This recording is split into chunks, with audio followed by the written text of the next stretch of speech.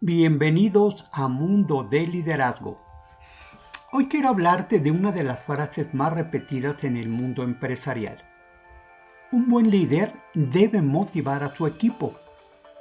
Suena lógico. Si las personas trabajan con entusiasmo, colaboran mejor, enfrentan los problemas con una actitud positiva y alcanzan mejores resultados.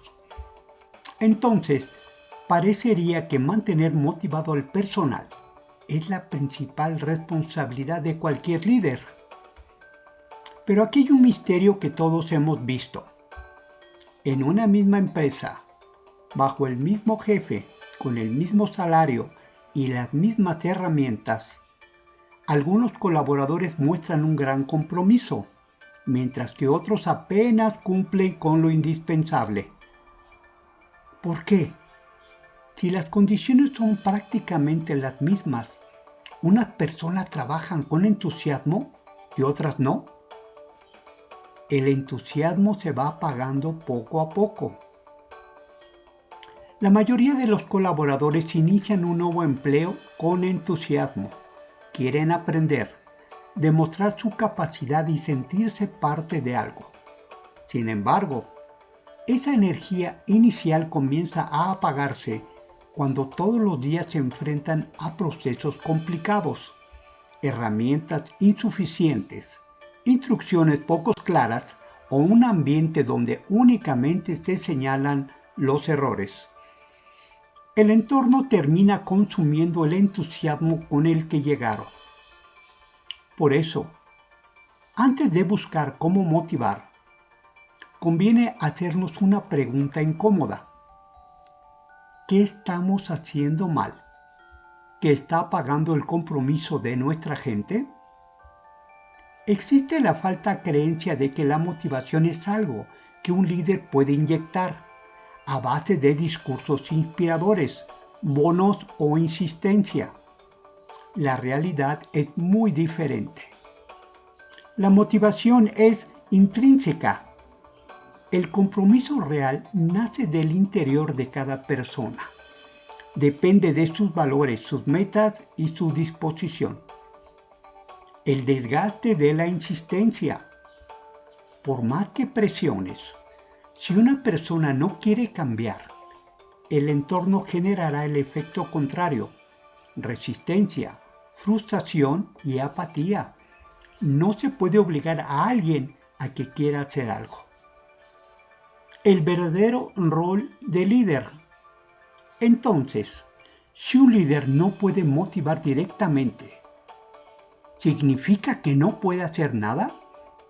Al contrario, tu rol no es inyectar motivación, sino crear las condiciones óptimas para que la chispa interna de cada persona no se apague. Para lograrlo, el enfoque efectivo se centra en dos pilares fundamentales. 1. Eliminar los desmotivadores. Antes de construir hay que limpiar el terreno. Esto implica eliminar mala comunicación y falta de equidad en el trato al personal, la falta de herramientas y mala planeación de las actividades, los climas laborales tensos y la falta de reconocimiento, áreas de trabajo e instalaciones en malas condiciones. 2. Facilitar las tres condiciones de la motivación interna. Autonomía. Darle a la gente margen de control sobre cómo realiza tu trabajo. A nadie le gusta la supervisión excesiva. La confianza genera responsabilidad. Competencia, progreso. Sentir que estamos mejorando. Esto se logra con retroalimentación constructiva, crecimiento laboral, capacitación y retos adecuados, ni tan fáciles que aburran, ni tan difíciles que frustren. Propósito, conexión. Entender el porqué de las cosas. Cuando un colaborador comprende el impacto real de tu trabajo, ya no solo hace tareas, sino que construye algo grande. Orgullo de pertenecer a la empresa. Conclusión. No puedes obligar a alguien a encender su propio fuego, pero sí puedes asegurarte de que el ambiente laboral no apague su chispa.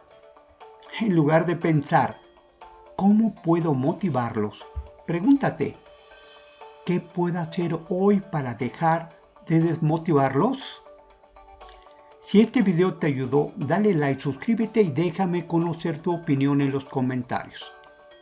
¿Crees que un líder realmente puede motivar a las personas o la motivación es 100% individual? Nos vemos la próxima semana. Suscríbete ahora para estar atento a nuestro nuevo contenido.